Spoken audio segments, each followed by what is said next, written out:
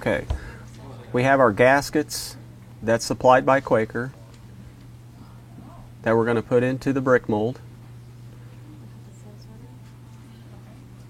A nice snug fit, and then we're going to apply the silicone. In this case it's satin cream, but of course we have any color that you need to match your brick mold. We're going to seal it off really well to make sure there's no water.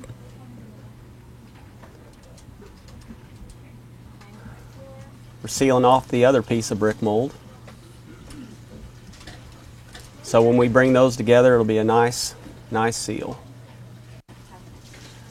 Okay, next we're going to put our clear silicone in our receptor. The receptor's around the whole perimeter of the window, so that's going to give us an extra seal.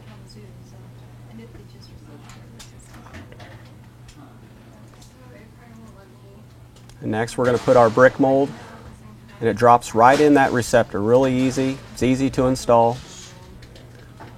Put our next piece on, join them together, and you can see that the silicone is squirting out, so you can tell it's doing its job right there. It's easy cleanup.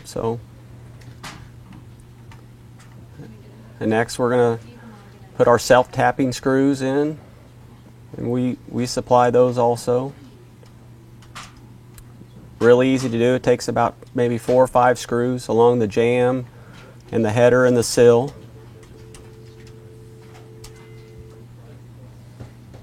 And then next we're going to put our Protecto wrap, so that's another barrier that'll help prevent the window from leaking. Once again, an easy application. The Protecto wrap is also supplied by Quaker. Cleanup is very easy. I just use a little bit of alcohol, spray it down real good, and just wipe it off really good. Just make sure you wipe it off really good, because it might look nice now, but when dust hits it, you'll see that dust collecting in that area.